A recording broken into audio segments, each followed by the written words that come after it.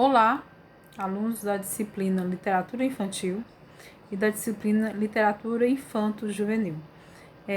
Esta aula tem o objetivo de fazer vocês refletir sobre os gêneros literários, né, dentro do campo chamado artístico literário dentro da BNCC, né? Lembrando que a BNCC é um documento orientador para os currículos do município, dos estados, né?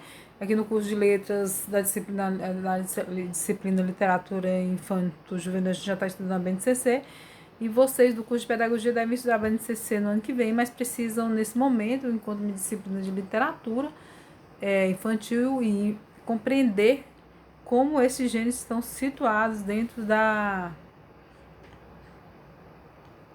BNCC, certo? Então, temos aí gêneros literários na BNCC, campo artístico literário. Então, só enfatizando que nós temos aí vários, 4 campos, né? E que os textos literários ficam dentro do campo artístico literário, certo? Então, temos a imagem da Base Nacional Comum, que é o documento normativo que orientou a elaboração do documento curricular para o Estado de Goiás, que é este verdinho aí, qual eu coloquei no fundo, viu? Essa imagem aqui apresenta as 10 competências básicas, as 10 competências da educação básica, né? Colocado lá na BNCC, já discuti com os alunos do curso de letras, mas os alunos do curso de pedagogia gostaria só de enfatizar o seguinte: cada competência dessa aqui vai estar relacionada às áreas da educação básica, no modo geral. E aí elas vão se amarrando nas disciplinas, né? Que nós não chamamos mais disciplinas, chamamos de componentes curriculares. Então elas vão se amarrando em cada área, viu? Então é importante conhecer o conhecimento acumulado, né? Durante as gerações. A gente precisa ter um pensamento científico, desenvolver o pensamento criativo e crítico de criativo na educação básica, ter um repertório cultural, ampliar esse repertório cultural, desenvolver a comunicação, ter uma grande ênfase na cultura digital, viu? Trabalho, projeto de vida, tipo assim, o aluno sempre pensando com autonomia no seu projeto de vida, o que ele quer para a vida. Então todas as atividades vão estar direcionadas para isso. A argumentação, a capacidade, a habilidade de argumentar, desenvolver, né? Autoconhecimento e autocuidado, empatia e cooperação, responsabilidade e cidadania, né? Não dá para mim comentar muito a fundo cada uma, porque hoje quero falar só sobre gêneros literários, e tem muitos gêneros literários, né? Então, a competência específica de língua portuguesa no ensino fundamental são essas 10 aí, que estão no documento curricular para o estado do Goiás, e que eu já li com os alunos do curso de letras, porque a gente tem uma disciplina, eu sou orientadora de estágio, e eles precisam conhecer. Vocês também precisam conhecer essas competências e o DCGO, mas mais especificamente no ano que vem, quando vocês irão estagiar, né? Então, essa aí iniciar as competências, que são articuladas, essas competências do ensino fundamental.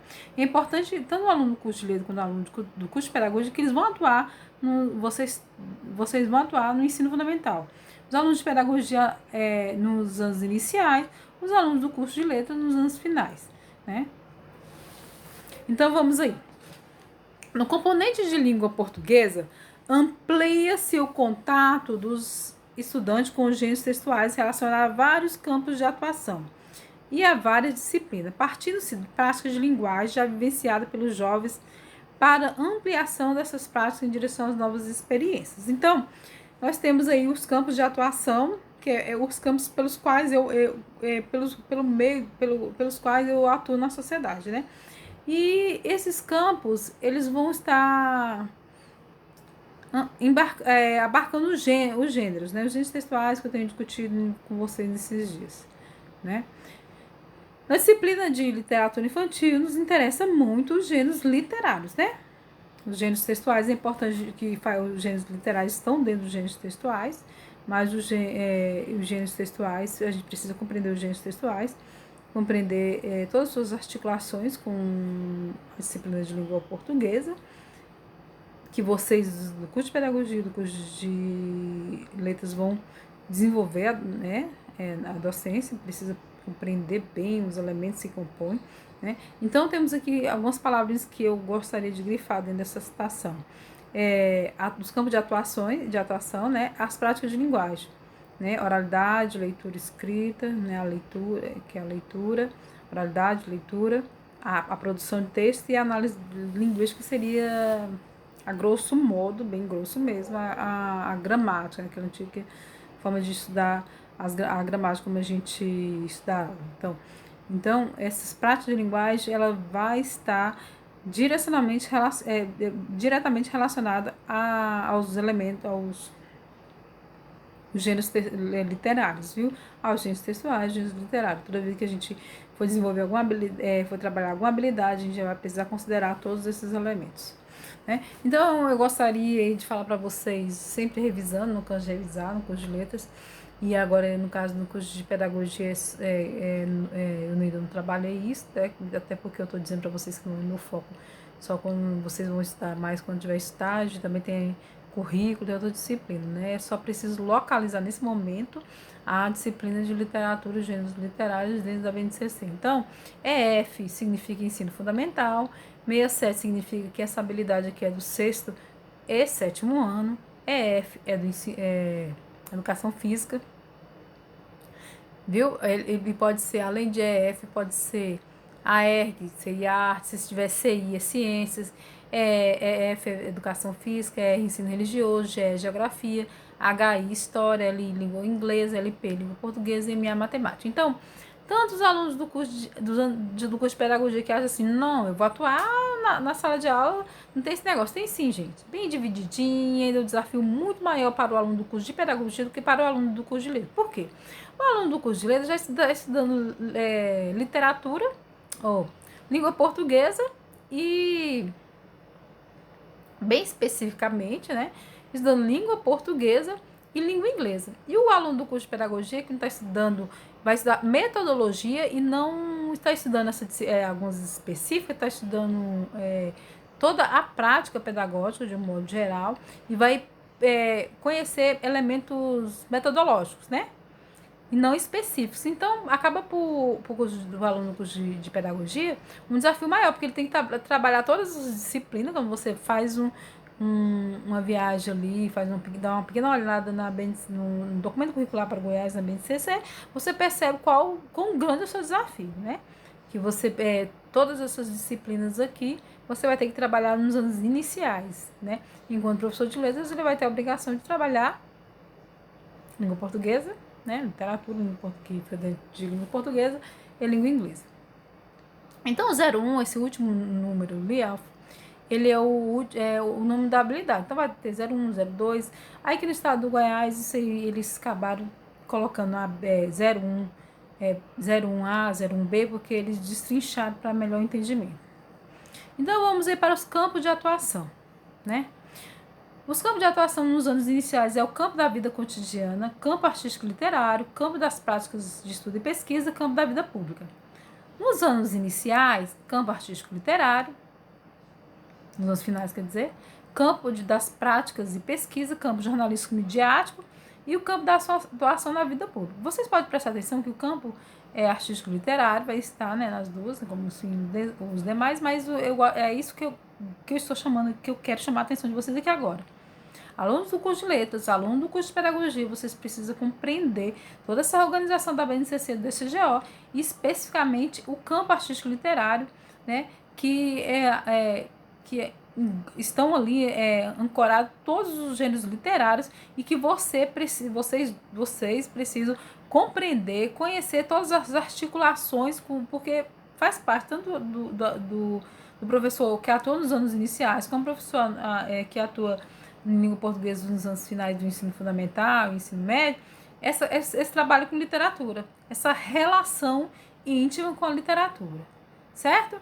Então, nós temos aí todos esses campos, o campo jornalista, aí todos os gêneros que o DCGO apresenta como parte que faz parte do campo jornalístico, né? Aqui está minha cara bem aqui mas eu vou colocar aqui, tá vendo? Campo jornalístico midiático, todos esses gêneros aí, carta leitor, campo de atuação na vida pública e o campo das práticas de estudos e pesquisa. Todos esses gêneros aí, se vocês se interessar em procurar, vão ver que tem cada gênero assim, novo, gênero diferente, onde a gente nunca nem ouviu falar, muitos não ouviram falar, isso aí você pode ter certeza que os professores que estão atuando na sala de aula, a gente chega para dar essas palestras e aí isso aí a gente fez uma pesquisa anterior e chega lá os alunos, os professores, nossa, que gênero é esse, que gênero é esse, entendeu? Então esses três gêneros aí são os gêneros que, todos os gêneros textuais, né, e são esses gêneros aí que estão propostos, né, no DCGO. Mas o nosso objetivo é o campo artístico literário. Que gêneros? Aí eles apresentam gêneros, autobiografias, causos, né, contos de animais, contos de encantamento, contos populares, contos de mistério narrativo de enigma. Contos populares, para mim, só tem o seguinte: contos de fadas. E os contos populares, eles acabam, ou ele se encaixa em lendas, ou ele se encaixa em contos mesmo, tá bom? Aí temos as crônicas, histórias em quadrinho, lendas goianas indígenas, né? Isso aí no documento do DCGO. Narrativa de aventura, peças teatrais, né? Piadas, poemas visuais, programa de teatro, dança, exposição, etc. Quarta capa. Isso aí, quarta capa é engraçado. Porque na realidade é uma apresentação dos livros, né? Literário, do CD. É uma apresentação de um produto artístico. Entendeu? Romances infantos juvenis, vídeo poemas. Então eu selecionei os mais populares que a gente que fazem parte. Eu gostaria de chamar a atenção de vocês para vocês terem uma ideia como é que se organiza, tá vendo? Aqui, ó, nós temos aqui, ó, o campo artístico literário com todos esses gêneros apresentados, mas não quer dizer que toda essa aí, assim, e aqui a prática essa parte de leitura, prática de leitura, o objeto de conhecimento nessa terceira coluna e na quarta coluna a bendita, a tal das habilidades que vocês precisam, que vai estar lá nos livros, que vocês precisam de fato, os alunos vai ter que desenvolver. Então, tipo assim, essa daqui, ó, EF67 LP28A. Quer dizer que é uma habilidade do ensino fundamental, do sexto e sétimo ano de língua portuguesa. É a número 28, que foi destrinchada em A, B, C e D. Né? Então, lê de forma autônoma peças teatrais, romances infantos juvenis, contos populares, crônica, entre outros, levando em conta suportes e características. Então, essa organização, pessoal, que fica bem assim, que vai ficar assim, tá vendo? Ó, prática de linguagem, né, que tem na primeira coluna os gêneros, apresentando todos os gêneros, não quer dizer... O que é que vocês precisam refletir? Que naquela habilidade bem ali, não quer dizer que vai ser chamado... por isso, na hora de planejar é muito importante. Senão vai virar uma bagunça esquisita. Porque eu preciso planejar. Eu estou trabalhando crônica, então eu vou selecionar lá dentro do campo da prática de linguagem a crônica, e aí eu vou pensar que eu vou trabalhar leitura. Não é produção, não. Não é oralidade, não. Entendeu? Não é análise da língua, não. Eu vou trabalhar leitura. Então, a minha aula vai ser focada na leitura. Como eu já fui lá no campo, nesse tanto de gênero, escolhi crônica, aí aqui no meio de tanto das 4 práticas de linguagem, que é a leitura, que é a oralidade, leitura, escrita, que é a produção de texto, né? E a análise da língua, que é a gramática, que eu tô falando gramática, gente, porque é errado. Os outros, um especialista, em vez de chamando de gramática, vai dizer assim, essa professora é doida, mas é porque é a forma que vocês conhecem, eu tento pegar do conhecimento de vocês para explicar, né? Então, essas 4 práticas de linguagem. Dentro dessas 4 práticas de linguagem, selecionei aí leitura, né? Eu vou trabalhar leitura.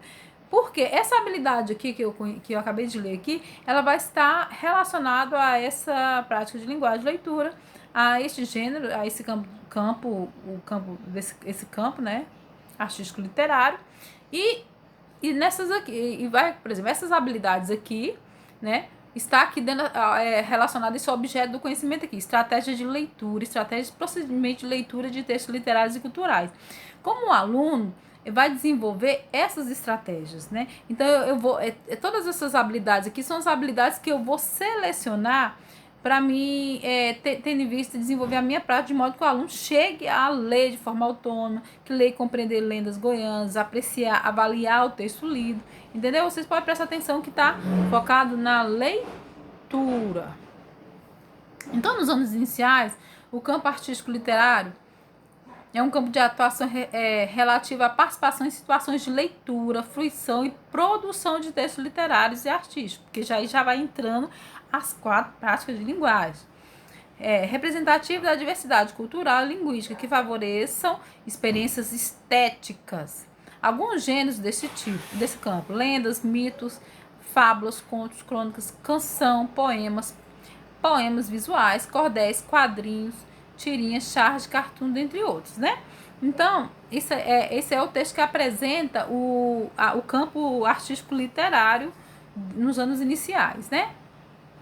Eu quis colocar aqui uma relação com a habilidade. Então, se você vai trabalhar um determinado campo artístico literário, um determinado gênero, né? Que está lá, você vai encontrar onde? Dentro do campo artístico literário. Não é dentro do campo de pesquisa, não é dentro do campo da vida cotidiana, não é no campo jornalístico midiático, entendeu? É lá no campo artístico literário que você vai encontrar os gêneros literários que a gente tanto lê, que a gente tanto trabalha dentro da universidade.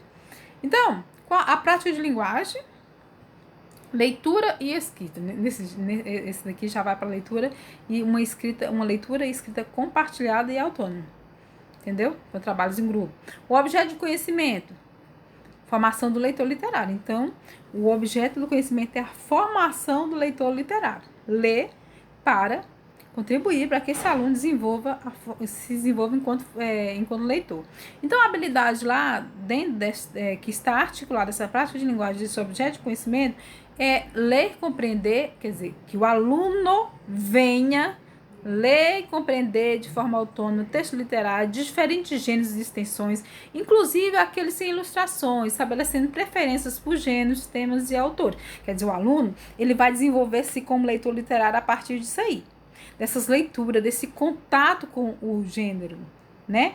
E esse contato, essa leitura com o gênero vai contribuir para que ele desenvolva de tal modo que ele possa ler textos sem imagens, com imagem, mas também, principalmente também sem imagem, que ele possa imaginar, porque muitas crianças gostam mesmo de fazer isso, até de interpretar. Nessa semana mesmo eu estava fazendo uma atividade com a minha menina, e era sobre um poema, e o poema tinha uma imagem de um palhaço sorrindo, felizado, o nome do poema, e aí perguntava, tinha a seguinte questão: por que ele tá falando que ela é feliz? Em vez dela se atentar ao que estava escrito no texto literário, ela se atentou à imagem do palhaço rindo e escreveu assim, porque ele está rindo, a imagem está dizendo, tipo assim, entendeu? Então ele precisa sim ler a imagem, com certeza, e que a gente vai ter aqui no curso de letras. Eu vou trabalhar na quarta-feira as práticas de linguagem, para vocês verem como é que essa leitura da imagem, mas precisa ler o texto, né? E precisa desenvolver, compreender autores diferentes. Eu gosto desse autor, eu não gosto desse, eu gosto desse livro, eu não gosto desse.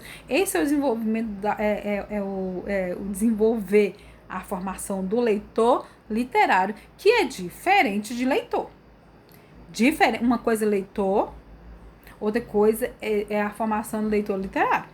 Formação de leitor é aquele leitor que lê todos esses gêneros literais, todos esses gêneros textuais com desenvoltura. Formação do leitor literário é uma formação específica desse leitor literário, e esse aí é o objeto da habilidade, né? Então, só para vocês terem uma ideia, viu, alunos? Tá vendo como é que fica organizada? Aí, bem assim, lá na BNCC, né? Quem tem curiosidade, quer aprender, quer desenvolver, vai lá, gasta 30 minutinhos do seu tempo, né? Aí escreve lá no Google BNCC e procure dar uma olhada aqui, ó. Prática de linguagem, como é que fica aí o campo artístico literário, tá vendo? Aí o objeto do conhecimento aqui nessa segunda coluna, e as habilidades aqui, que essas habilidades do terceiro, quarto e quinto ano, entendeu? Então, como eu falo com os alunos do curso de letras, que eu sou orientadora de estágio, BNCC, documento curricular, tipo assim, a enxada, é a ferramenta básica do professor, que precisa conhecer, né, o currículo, que é com que ele vai atuar na sala de aula. Então, aqui, ó, tá aqui, ó. Nessa coluna aqui azulzinha, estão aqui as práticas, né? Leitura escrita, produção de texto, oralidade, tá vendo? E aí vai estar relacionado. Aí vem na frente a declamação, que é trabalhar a oralidade, declamação, né? E aí vem aqui, ó, declamar, ó, pra você ter uma ideia aqui, dentro aqui, ó. Só recapitulando. Esse é o gênero, é o campo, né? Artístico literário. Aí temos aqui, vamos supor, a oralidade, que é uma prática de linguagem. Aí nós temos aqui um objeto do conhecimento, que é o quê? Declamação. Oh, meu pai, vai não. Aí, para essa declamação, qual é a habilidade? Que eu vou trabalhar de modo que o aluno tenha condição. Oh, meu Deus, você não quer ficar, não. Cadê? Tá. Tenha condição de declamar poemas. Não é eu, professora. Não é minha prática, isso aqui não. Tá sentado no aluno. O aluno vai ter condição ele vai vir a declamar poemas com entonação, postura e interpretação adequadas, né? Aquele aluno que vai desenvolver aquela leitura, né? Declamando, né? Se posicionando na fala, no corpo. Não é aquele negócio assim, parecendo que morreu, esqueceu de cair, não, viu? Anos finais. Aí temos aí o gênero artístico literário. O que está em jogo nesse campo é possibilitar às crianças, adolescentes e jovens dos anos finais do ensino fundamental o contato com as manifestações artísticas e produções culturais em geral, e com a arte literária em especial, e oferecer as condições para que eles possam compreendê-las e fruí-las de maneira significativa e gradativa. Crítica, né? Trata-se assim de ampliar e diversificar as práticas relativas à leitura, à compreensão, à fruição e à linguística semiótica por meio da compreensão das finalidades, das práticas, dos interesses que movem a esfera artística e a esfera literária, bem como das linguagens e mídias que dão forma à sustentação às suas manifestações, né? Que dão forma e sustentação. Da experimentação da arte e da literatura como expedientes que permitem conhecer, né? Reconhecer diferentes maneiras de ser, de pensar, de agir, de reagir, de sentir. Pelo confronto com o que é diverso, desenvolver uma atitude de valorização e de respeito pela diversidade. Entendeu? Tudo isso no meio do campo artístico literário. Do desenvolvimento de habilidades que garantam a compreensão, a apreciação, a produção e o compartilhamento de textos dos diversos gêneros em diferentes mídias que circulam nas esferas literárias e artísticas, Para que a experiência da literatura e da arte em geral possa alcançar seu potencial transformador e humanizador, é preciso promover a formação de um leitor que não apenas compreende os sentidos do texto, não é só consumir não, gente, mas também que seja capaz de fluí-los. Um sujeito que desenvolve critério de escolha. Desenvolver critério de escolha, gente, é eu escolher de forma autônoma, eu decidir quem eu gosto, autor que eu gosto, que eu não gosto, o tipo de linguagem, eu agir, né, eu me posicionar criticamente, né, diante dos textos literários. Não é só ler, não, mais que isso, entendeu? Mas também que seja capaz, um sujeito que desenvolve critério de escolha e preferências, né, por autores, estilos, gêneros, e que compartilha impressões e críticas com outros leitores fluidores, entendeu? Então, o que está em jogo é isso aqui, pô. Olha o desafio de vocês aí, pessoal do curso de letras. Tá aí as habilidades, né? As habilidades. A formação desse leitor fluidor exige o desenvolvimento de habilidades, a vivência de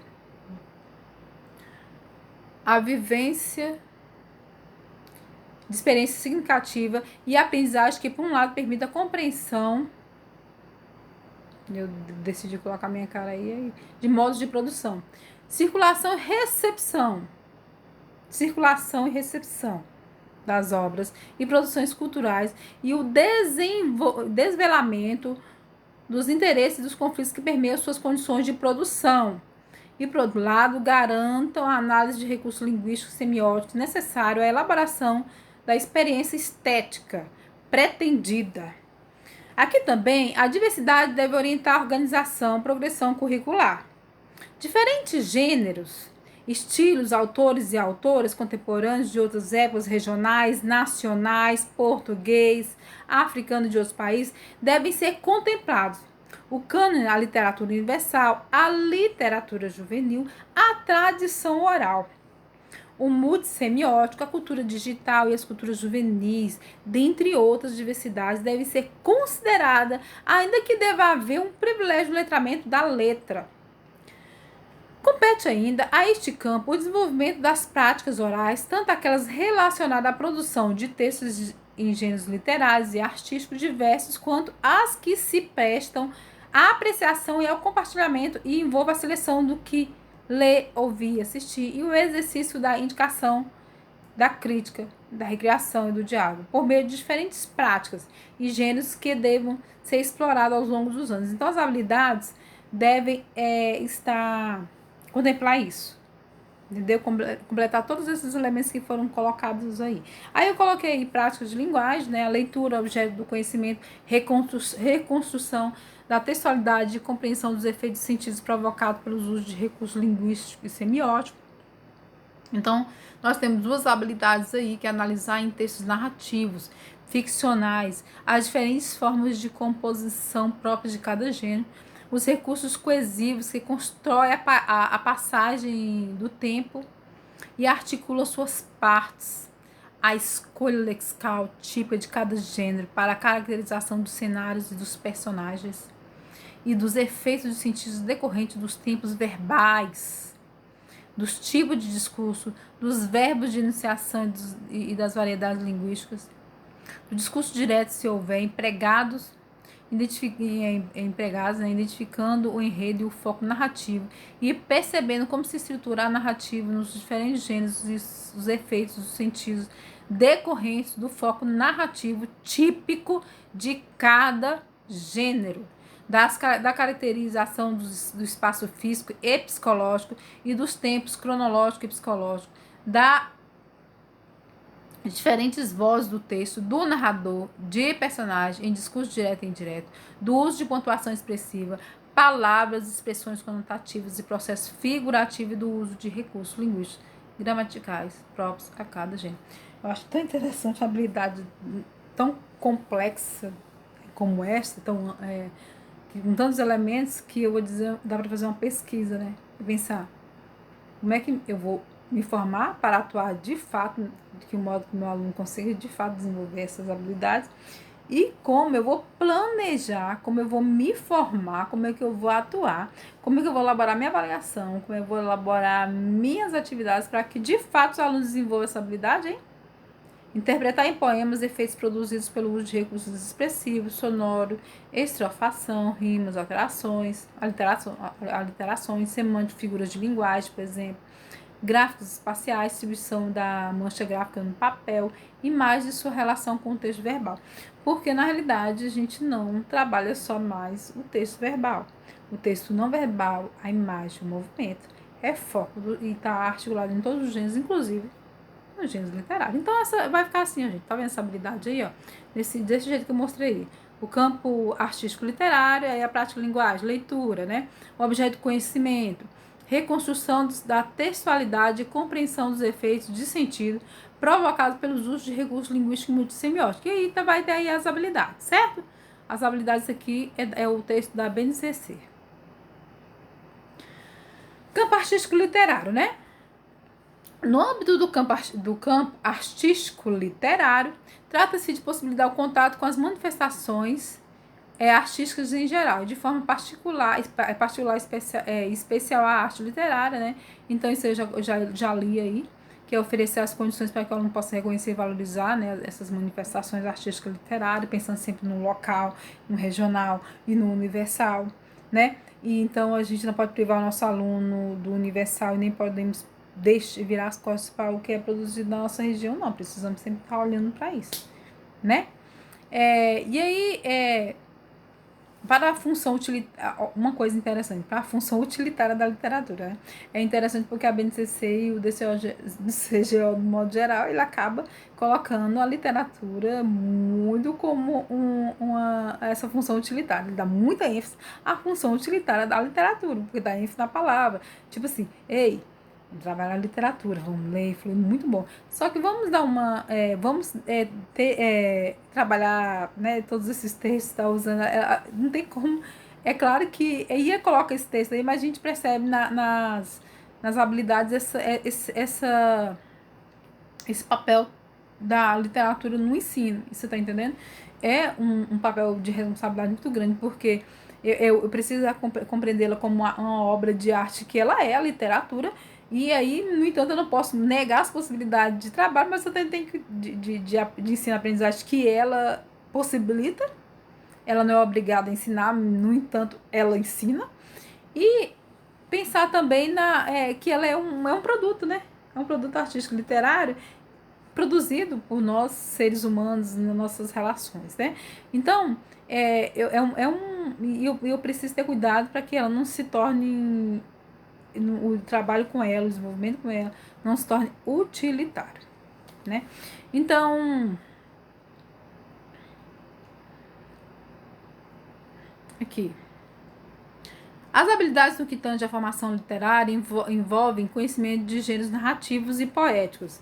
Narrativos e poético, presta atenção, que podem se desenvolver em função dessa apreciação que diz respeito, no caso da narrativa literária, seus elementos, espaço, tempo, personagem, as escolhas que constituem o estilo nos textos, na configuração do tempo e do espaço, na construção dos personagens. Há os diferentes modos de se contar uma história em primeira ou terceira pessoa, por meio de um narrador personagem com pleno ou parcial domínio dos conhecimentos. A polifonia própria das narrativas, que oferece nível de complexidade a ser explorado em cada ano da escolaridade, e o fôlego do texto, né? Então, no caso da poesia, destaca-se inicialmente os efeitos de sentido produzidos por recursos de diferentes naturezas, para depois se alcançar a dimensão imagética constituída nos processos metafóricos e metonímicos muito presentes na linguagem poética. Destaque-se a relevância desse campo para o exercício da empatia, do diálogo, e aí onde que a gente vai na beleza que é a literatura, né? Nesse aspecto humanizador que, a meu ver, ela tem, né?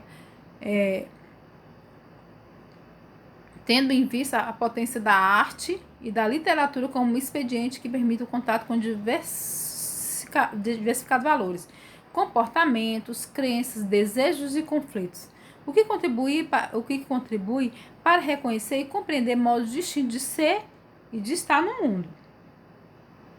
O que contribui pelo reconhecimento do que é diverso, compreender a si mesmo, desenvolver uma atitude de respeito e valorização do que é diferente. Então, o documento curricular acaba chamando assim, aí, vem pra cá, literatura, vamos contribuir aqui para você, pra gente pensar na diversidade, isso é uma realidade.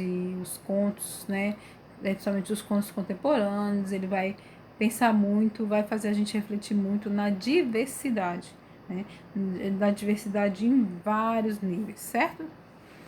Então, os gêneros literários que eu selecionei aqui foi as prosas, viu? Então, as prosas, né, que são textos narrativos, né? Ai, eu gostaria aqui que os alunos vissem aqui. Memórias literárias, fábulas, contos de fadas, crônicas, teatro literário, novelas e romances. Esses foram os que eu selecionei aqui. Os versos clássicos, soneto, poema e cordel, né? Os versos mais clássicos e os versos contemporâneos, que tá bombando na BNCC. Sabe, poemas, slam, lambe-lambe, lenga-lenga, trava-língua e parlendas, né? Esses foram os que eu selecionei aqui. Então tá, memórias literárias é um gênero do ramo da literatura, à medida que não trata-se de apenas de memória como informação do passado de uma pessoa. Esse gênero é resultado de um registro das memórias do outro ou das próprias memórias do autor, temperado por elementos literários, né? O que é isso aqui, gente? Não é só lembrar do que aconteceu na minha infância, contar para alguém reescrever, não. Isso é só uma história. Fazer com que esse texto seja literário. Então, são memórias literárias, né? Olha esse trechinho aqui. 3 personagens me ajudaram a compor essas memórias. Quero dar ciência delas. 1, a criança. 2, os passarinhos. 3, os andarilhos. A criança me deu a semente da palavra. Os passarinhos me deram desprendimento das coisas da terra. E os andarilhos a presciência da natureza de Deus. Então, esse texto aí é um texto de... claro que é só um fragmento, né? Para vocês terem uma ideia de como é que ele não é só a minha lembrança, não. Ele é um texto chamado Memórias Literárias, e que é um texto muito trabalhado nas Olimpíadas de Língua Portuguesa, né? Vamos às fábulas, viu? A fábula é um gênero literário que dialoga com as ações e proporciona uma reflexão acerca das consequências que determinadas práticas podem trazer. Sendo os personagens sempre animais, falantes, prende a atenção das crianças que se surpreendem pela lição de moral ao personagem no fim da narrativa. Então tem alguns textos literários que eles acabam dando lição de moral em alguns momentos, seja bem assim, cara de pau mesmo, assim, pedagógico, por assim dizer, tipo assim, parece que foi criado para ensinar alguma coisa, parece não, alguns são assim, mas a fábula, ela é o objetivo dela. Ela tem uma moral, tem uma lição, então, tipo assim, se ela não for desse jeito, ela não é fábula, né? Então, a Assembleia dos Ratos. Um gato, isso aqui de Monteiro, né? Um gato de nome Faro Fino deu de fazer tal destroço na rataria de uma casa velha. Que os sobreviventes, sem ânimo de sair das tocas, estavam a ponto de morrer de fome. Tornando-se muito sério o caso, resolveram reunir-se em assembleia para o estudo da questão. Aguardaram para isso certa noite em que Faro Fino andava aos miados pelo telhado, fazendo sonetos à lua. Acho, disse um deles, que o meio de nos defendermos do Faro Fino é lhe atarmos um guizo ao pescoço. Assim que ele se aproxima, o guizo o denuncia e pomos-nos ao fresco a tempo. Palmas e bravos saudaram a luminosa ideia. O projeto foi aprovado com delírio. Só votou contra um rato casmurro, que pediu a palavra e disse: está tudo muito direito, mas quem vai amarrar o guizo no pescoço do Faro Fino? Silêncio geral. Um desculpou-se por não saber dar nó, o outro porque não era tolo, todos porque não tinham coragem. E a assembleia dissolveu-se no meio da geral consternação. Dizer é fácil, fazer é que são elas. A gente vê muita gente, né? Eu acho legal essa assembleia, que a gente vê muita gente falando assim: nossa, vamos fazer isso, por que não faz isso, por que não faz aquilo? Mas na hora de fazer, né? Então, essa é muito interessante, essa fala. Então tá, o conto. O conto, gente, para os alunos do curso de letras, geralmente não vai ter imagem. Alguns contos têm, sim, imagens, mas geralmente vocês encontram em contato com textos, mais a palavra. No curso de pedagogia são aqueles textos, aqueles livros, sabe aquele livrinho de história? São contos literários, aqueles ilustrados, né? O conto é um gênero literário que favorece muito o trabalho do professor em sala de aula. Ele apresenta uma narrativa muito parecida com o romance, né? No que diz respeito à organização do tempo, do espaço e dos personagens. No entanto, o enredo é organizado em um tamanho bem menor, com um número menor de personagens, entendeu? Aí temos aqui um texto que eu gosto muito, e ele é um texto que ele é muito, é um texto que vale a pena trabalhar nos anos iniciais e nos anos finais, que a Negrinha já trabalhei com, eu sempre falo muito desse texto, que é um texto que eu gosto muito, e que ele tem muita coisa que me chama a atenção. Eu nunca consegui tirar todas as minhas impressões dele. Sempre eu leio, eu penso sobre mais alguma coisa. Sempre. E às vezes eu estou em alguma situação assim, eu lembro da Anastácia, que parecia que uma boa senhora, né? E para a sociedade, mas ela é o capeta dentro na vida da Negrinha. Penso também no papel da Negrinha, como, gente, no gosto de você ter uma coisa. Se você nunca provar uma coisa, igual ela provou da infância, e tiraram dela, isso foi o fim do mundo. Então eu sempre penso nela, sempre penso no papel do negro, né, na sociedade, naquela sociedade, nessa sociedade. Eu sempre, vários elementos que não tem como eu não refletir, que eu leio, né, que eu gosto muito desse texto, tá? E aí, nascera na senzala, de mãe escrava, e seus primeiros anos vivera pelos cantos escuros da cozinha, sobre velhas ceras e trapos imundos, sempre escondida, que a patroa não gostava de crianças. Excelente senhora patroa, gorda, rica, dona do mundo, amimada pelos padres, com lugar certo na igreja e camarote de luxo reservado no céu. Entaladas as banhas no trono, uma cadeira de balanço na sala de jantar, ali bordava, recebia as amigas e o vigário, dando audiências e discutindo o tempo. Uma virtuosa senhora, em suma, dama de grandes virtudes apostólicas, esteio da religião e da moral, dizia o reverendo. Negrinha, coisa humana, percebeu nesse dia da boneca que tinha alma, divina eclosão, surpresa maravilhosa do mundo que ela trazia em si e que desabrochava, afinal, como fulgurante flor de luz. Sentiu-se elevada à altura de ser humano. Cessara de ser coisa, e de hora avante lhe seria impossível viver a vida de coisa. Se não era coisa, se sentia, se vibrava. Esses são só 2 trechos pequenos do conto. O conto é maravilhoso. Eu convido quem não leu, leia. Quem leu, relê. Os contos de fadas, que vocês já estão bem familiarizados, né? Faz parte da vida, da escrita, né? Da crítica, da apreciação de vocês, né? Então, nos contos de fada, é normal o sapo virar príncipe, abóboras virarem carruagem. Pois no maravilhoso acontece a aceitação do sobrenatural. E o maravilhoso é o único gênero que favorece a aceitação do sobrenatural. Esse é um gênero, né, gente? Que dentro lá é o normal, né? O normal o maravilhoso, o fantástico. Então é uma questão da verossimilhança dentro do conto de fada. O fantástico, né? O maravilhoso, sobrenatural é aceito pelos personagens, é normal, eles aceitam ali, não é uma coisa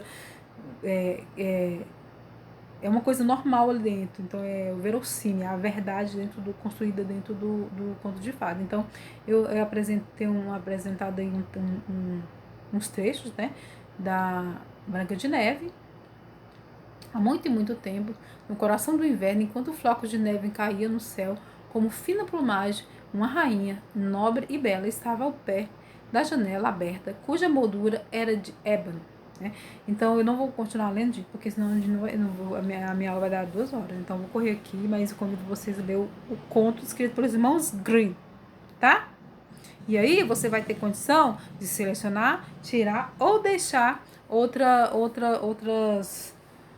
outros contos que você tipo assim, esse é um reconto, então eu vou fazer o reconto com meus alunos. Esse do blog aí que é uma outra versão, mas eu preciso antes conhecer o conto clássico. Convido alunos do curso de letras, alunos do curso de pedagogia a conhecer os contos clássicos. Então temos aí uma crônica, né, falando que o que Massumas aí vai falar que a palavra crônica originou-se do grego chronicos no século XIX e é uma narrativa que segue a marcha do tempo. Ligado ao seu tempo e ao seu espaço, a crônica passou a ter sentido literário nessa mesma época e faz parte das suas características o relato do cotidiano, do dia a dia da vida na sociedade, costume, vida familiar, vida social, entre outros.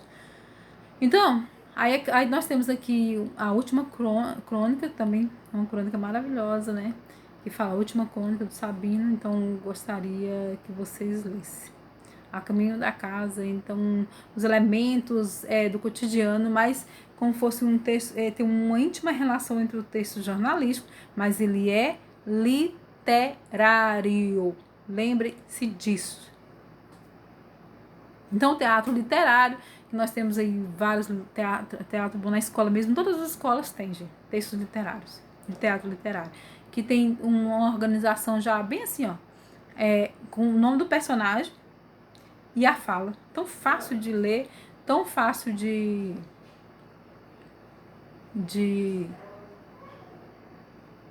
dramatizar, né?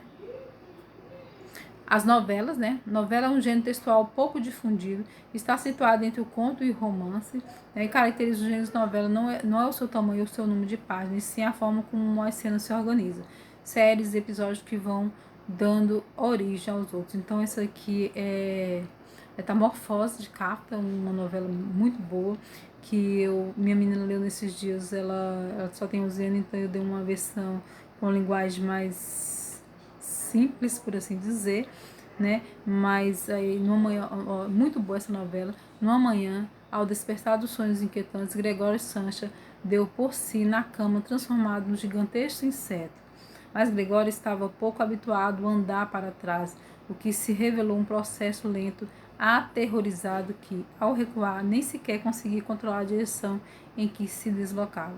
Aí vai contando aí uma história muito boa, gente, que aluno de curso de letra, aluno de curso de pedagogia tem que ler, né? Que faz a gente refletir sobre tantas coisas, tantos elementos bons, tantos elementos que faz a gente pensar na linguagem, no trabalho da gente, no desenvolvimento profissional, no desenvolvimento acadêmico da gente, tá bom?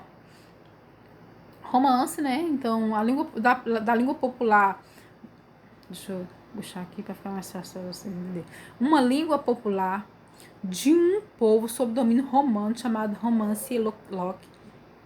Derivada da palavra romance, deu o nome ao gênero literário mais popular de todos os tempos. Romance. A língua era utilizada na declamação de poemas narrativos que abordavam temas como as aventuras dos cavalheiros, temas amorosos, moralistas e satíricos. O nome passou a designar o idioma vernáculo depois das histórias imaginativas, até que no século XVIII começou a ter o significado de romance. Aí muitas pessoas romance. Tem muita gente no curso de licenciatura que acha que romance é porque tem uma história de amor. Não tem nada a ver com isso. É o gênero. Nem todo romance tem romance, tá? Muito além daquela serra que ainda azula no horizonte, nasceu Iracema. Iracema, a virgem dos lábios de mel, que tinha os cabelos mais negros que a asa da graúna e mais longos do que o talhe da palmeira. Então aí vai contando um texto de Alencar, que vai ter como personagem principal a Iracema, né? E tem uma ligação muito importante com a criação do Ceará e que eu gostaria que vocês lessem, né? Que vocês um texto indígena que pode contribuir também para a gente refletir sobre os povos indígenas hoje, sobre a diversidade indígena, sobre a situação deles hoje, né? Então, quantos elementos que ficaram registrados ali sobre o povo indígena e como a gente pode compreender o povo indígena no decorrer da história do Brasil e nos dias atuais, tá? Soneto, né? O soneto é um gênero próximo do que chamamos de poemas, né? Versos. Eles são, aí até o que eu passei tudinho é prosa. Agora a gente entra nos gêneros poéticos, né? Que são versos, são construídos por meio de versos. O soneto e aí o soneto é um clássico, né? O soneto é um gênero próximo do que chamamos de poemas, mas é clássico. Em tempos que os versos eram estritamente planejados, né? O soneto tradicional tem 2 quartetos e 2 tercetos, como é o caso do soneto de amor de Luiz Camões. Adoro esse soneto. Tem que ler aqui. Soneto de amor. Amor é um fogo que arde sem se ver. É ferida que dói e não se sente. É um contentamento descontente. É dor que desatina sem doer. É um não querer mais que bem querer. É um andar solitário entre a gente. É nunca contentar-se de contente. É um cuidar que ganha em se perder. É um querer estar preso por vontade. É um servir a quem vence, o vencedor. É ter com quem nos mata lealdade. Mas como causar pode ser seu favor.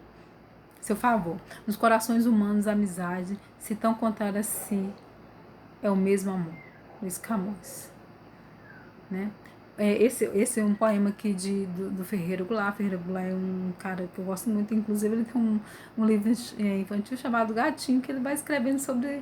Aí a gente pensa que ele só escreve coisas tão fortes como esse açúcar, que eu gosto muito desse poema, e aí eu fico apaixonada porque ele fala bem assim, tipo assim, você olha o açúcar, você bota o açúcar lá no seu café, que adoça o café de manhã e a gente não pensa o que está ali por trás, né? Quando as pessoas com o trabalho que está ali por trás daquele açúcar branquinho que está em cima da nossa mesa, né? E essa questão da humanidade, e eu vejo ele tratando um poema tão assim importante, sabe? Que mostra um outro lado da moeda. E aí você vê um texto sobre o gatinho, ele observando o cotidiano do gatinho dele assim, uma gracinha, gente. Uma gracinha mesmo, sabe? Os poemas podem ser empírico e concreto. São escritos em versos, já poesia é imaterial. Então não confundam, gente, poesia com poema. Poesia ela está ali dentro do romance, dentro da crônica, ou não, né? Dependendo do tipo, mas o poema, o gênero que é o poema. A poesia é toda aquela. O elemento, por assim, literário, né? Está ali toda a linguagem ali dentro do poema. O açúcar. O branco açúcar que adoçará o meu café nessa manhã de Ipanema não foi produzido por mim, nem surgiu dentro do açucareiro por um milagre. Vejo o puro e afável ao paladar, como um beijo de moça, água na pele, flor que dissolve na boca, mas esse açúcar não foi. Então, continue a leitura, tá? Cordel, gente, cordel, nossa. A literatura de cordel utiliza-se uma linguagem coloquial, há presença de métricas e rimas, utiliza-se o humor, sarcasmo e ironia, aborda temas culturais de uma determinada região, no caso do Brasil, essa região Nordeste, seus temas são voltados para o folclore, então, tipo assim, inicialmente no Nordeste, mas ele hoje tem versos em todos os gêneros, a gente vai pesquisar e tem essa questão da escrita lá, né? A parte do Nordeste, mas a gente temos hoje versos cordéis por todo o Brasil, sobre vários temas que você possa imaginar. Então, ele tem uma organização, viu, gente, muito séria, né? Não são versos livres.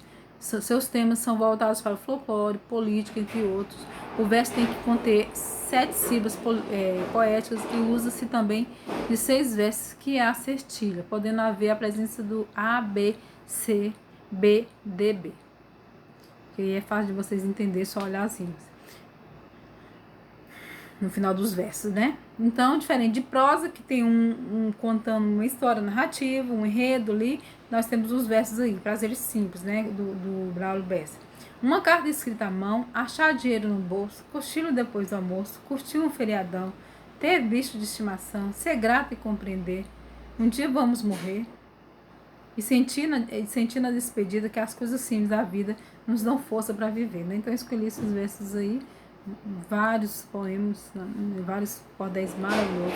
O Sabe Poema, gente, é um poema que tem tudo a ver com a forma como é que a BNCC apresenta os gêneros literários, os gêneros textuais, porque eles têm, é um poema que tem imagem, que tem movimento, né?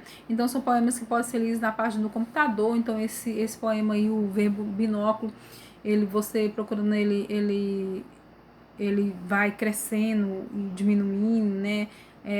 Uma relação assim diferente do leitor, né, com esse texto, tá? Então, o que se vê no binóculo é o céu de moranguinhos, gostosos, bem maduros. Então, vai contando ali. Então, eu convido vocês a se interessar por esse poema, porque faz parte da cultura digital, das culturas dos nossos jovens, que a gente vai entrar na sala de aula nos anos iniciais, nos anos finais, e eles vão estar, isso que faz parte da cultura dele, que interessa a eles, viu? O slam, gente, nossa, esse slam aqui, te falar, viu? É uma poesia falada, tem como característica o ritmo e a expressão da fala, mas não uma fala qualquer, e sim uma fala que fora calada, marginalizada. Representa a necessidade de um grito, uma vontade de dizer estou aqui, quero ser respeitado, quero ser visto, né? O slam é um poema do povo marginalizado que sente a necessidade de falar e quer falar pelos versos, pelo ritmo. Gente, pesquisa slam para vocês verem que gênero é esse. Pesquisa.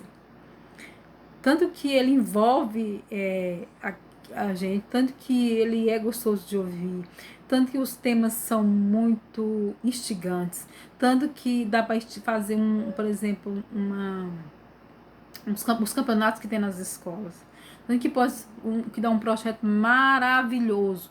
Pesquise para vocês verem. O slam é um poema, aí tem quer falar para um público sobre diversos os temas, né? Então tem vários temas. Um dia ele me disse, isso aqui, gente, tem um problema aqui isso aqui foi na hora de eu copiar para facilitar, eu copiei com a minha imagem e foi o que foi. Um dia ele me disse, emendado, um dia ele me disse, isso que você faz não é poesia. Confesso que custei a entender o que ele quis dizer. Parei para pensar. Pequena que me senti, me coloquei no meu lugar e me lembrei chorando de quando eu tinha 22 anos, sem lar, sem moradia, me vi sentada, com 3 sacos de roupas e um violão em uma calçada, sem saber para onde ir, desnorteada, machucada.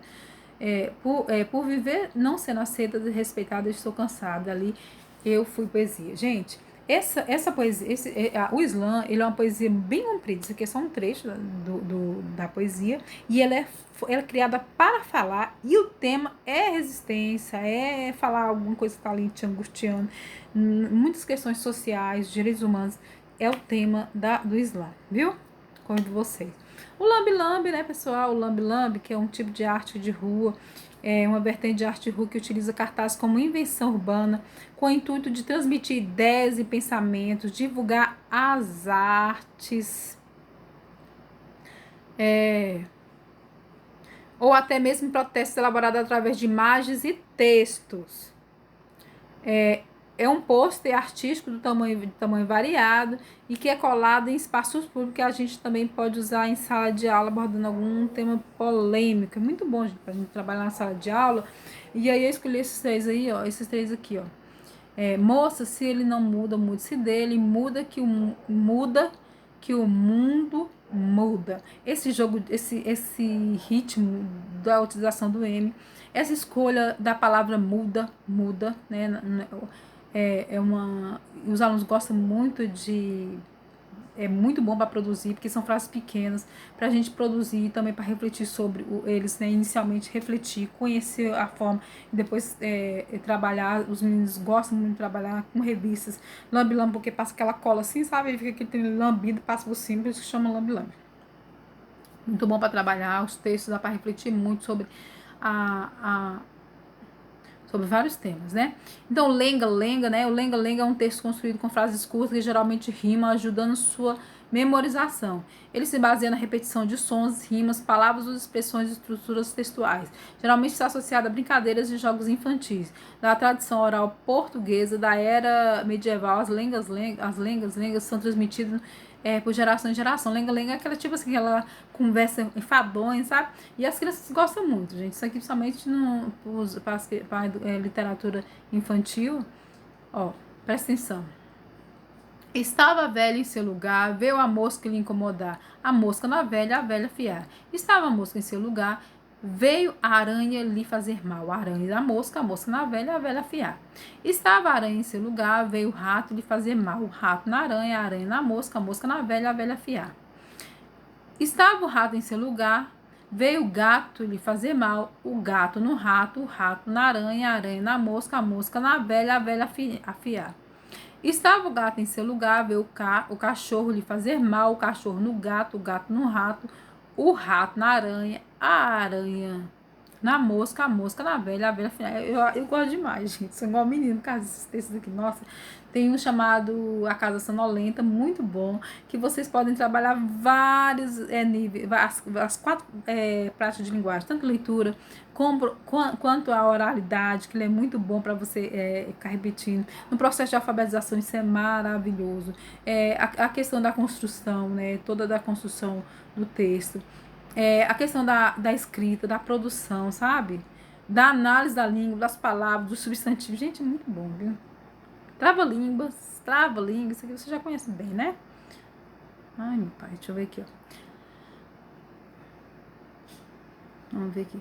O trava-língua é uma herança cultural do folclore brasileiro, uma manifestação da cultura popular que atravessa gerações por meio da oralidade, sendo esta a principal ferramenta deste jogo de palavras, né, a oralidade. Uma brincadeira cujo desafio consiste em verbalizar frases onde há repetição de palavras e sons de difíceis pronúncias. Então, isso aqui eu devia ter trabalhado mais para me desenganchar mais a fala, né? O peito do pé do Pedro é preto. Quem disser que o peito do pé de Pedro é preto tem o peito do pé mais preto que o peito do pé de peito. Isso aqui no processo de alfabetização é muito gostoso. Fazer uma gincana. Gente do céu, para todos os alunos de todos os anos, dos anos finais, isso aqui, nossa, que é muito bom. A vaca malhada foi molhada por outra vaca molhada e malhada. Esse aqui eu sei, o doce perguntou pro doce, qual é o doce mais doce? O doce respondeu pro doce, que o doce mais doce é o doce de batata doce, né? Muito bom. Parlendas são textos lúdicos. Ai, gente, eu tô apanhando esse trem aqui hoje, botei minha cara muito grande aqui.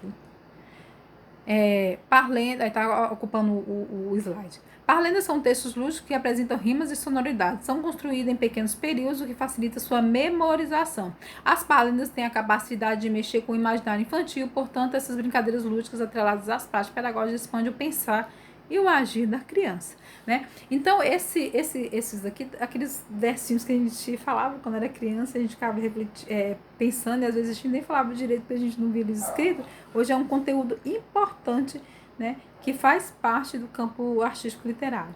Batatinha, quando nasce, espalha a rama pelo chão. Menininha, quando dorme, põe a mão no coração. Sou pequenininha do tamanho de botão, carrego papai no bolso e mamãe no coração. O bolso furou e o papai caiu no chão. Mamãe, que é mais querida, ficou no coração. Autoria desconhecida, nós temos vários aí, viu?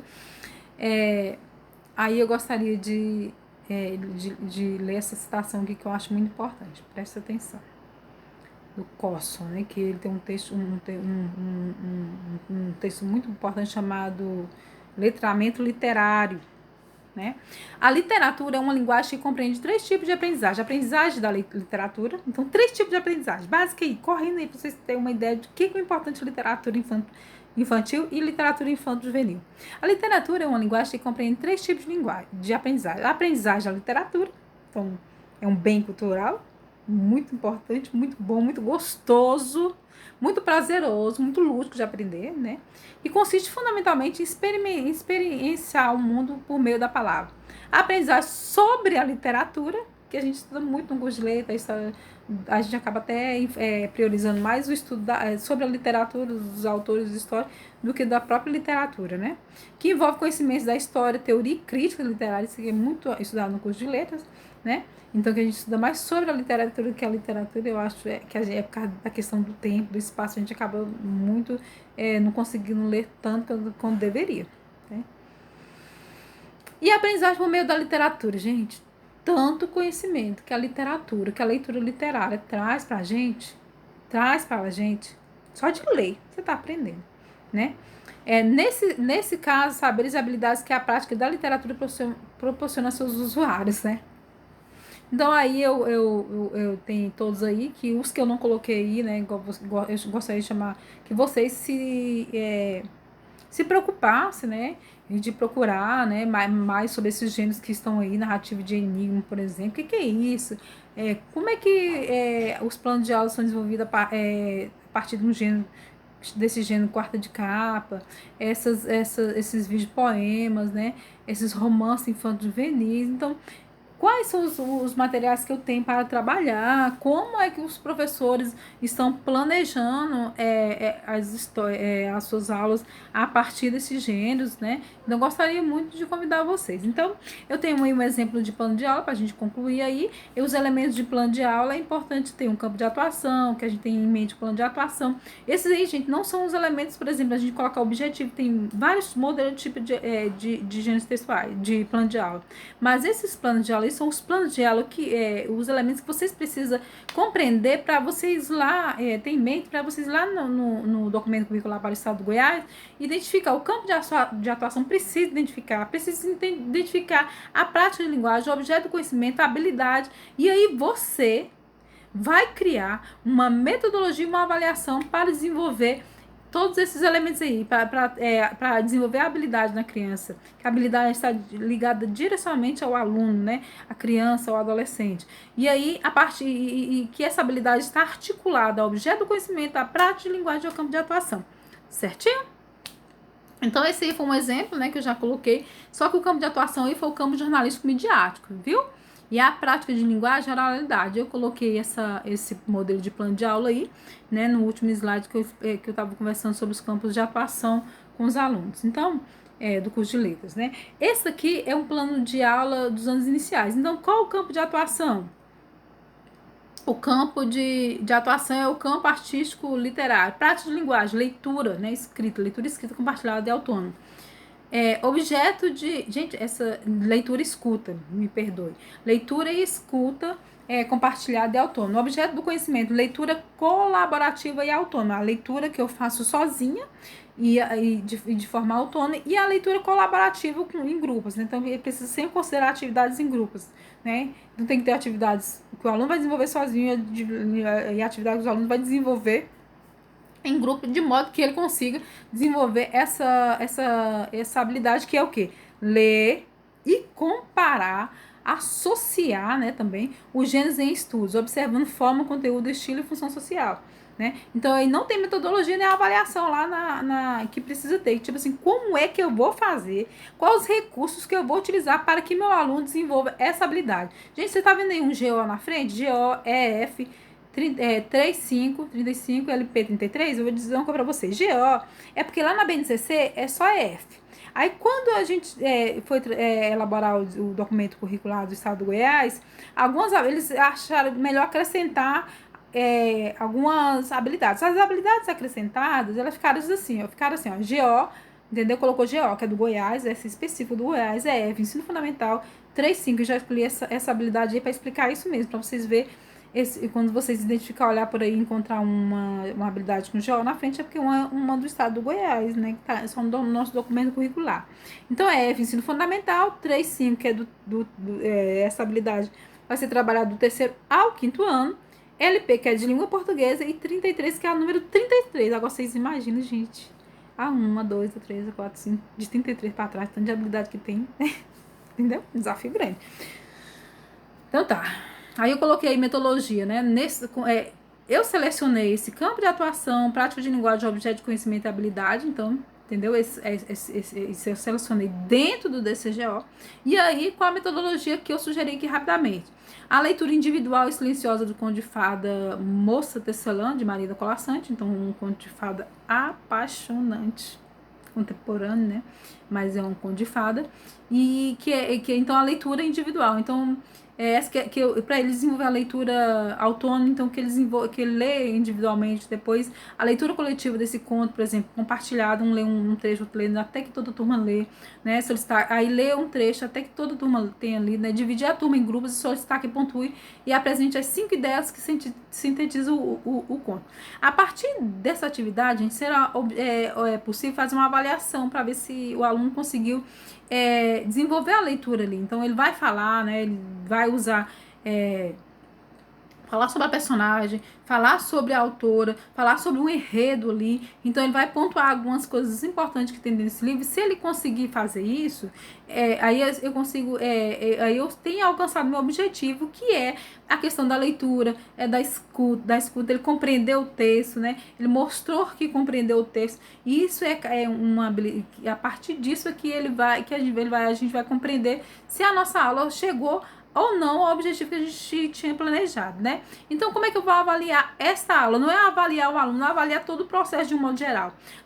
Levará em consideração a coerência entre as sínteses apresentadas e as ideias abordadas no texto. Então, se o aluno vai lá, ele lê, apresenta um texto, não 5 pontos da primeira página, mas 5 pontos que é importante, central dentro do conto. É porque ele conseguiu ler, ele conseguiu interpretar. Então, o professor alcançou, né, o objetivo da sua aula. O aluno, de fato, desenvolveu a habilidade que é o quê? Ler, comparar e associar os gêneros em estudo, entendeu? Comparar um texto com o outro, o que está discutindo dentro daquele texto, né? Qual o ponto de vista do personagem, né? Então, tudo isso por exemplo, um texto que ele está em domínio público, eu gostaria muito que vocês lessem, porque ele é muito bom em pensar como é que vocês podem desenvolver uma prática a partir disso, né?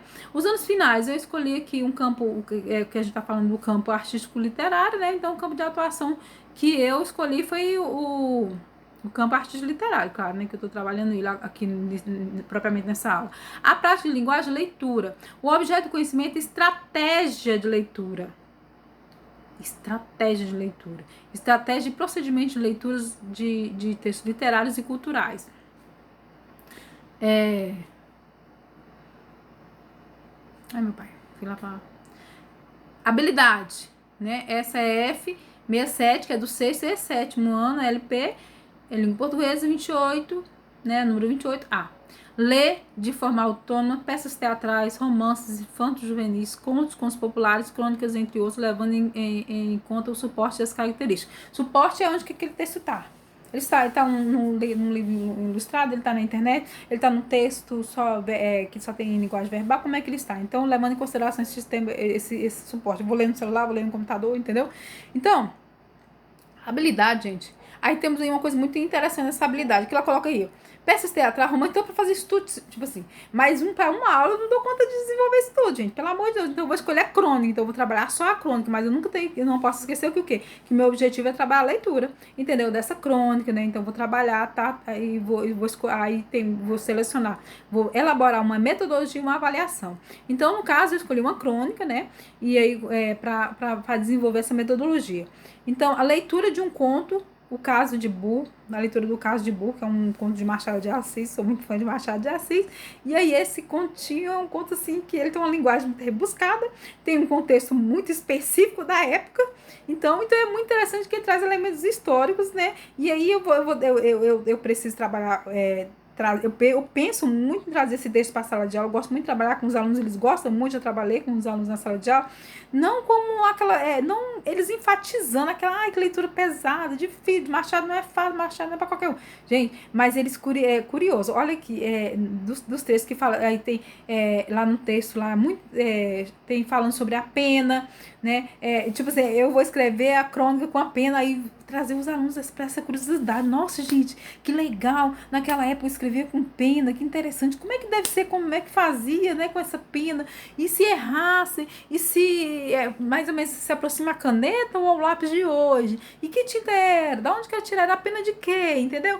Instigar essa curiosidade, não um estranhamento, um medo de, ai meu Deus, que texto difícil, de linguagem difícil. Então, dois elementos que eu gostaria de chamar a atenção nesse texto, principalmente pedir o aluno para refletir sobre o burro na rua. Esse burro é uma coisa comum ali naquele momento, naquele tempo, que os burros eram uma forma de transporte, né? Então, então é um texto muito legal, muito gostoso de ler. Então, aí eu selecionei para trabalhar aí a leitura do conto, né?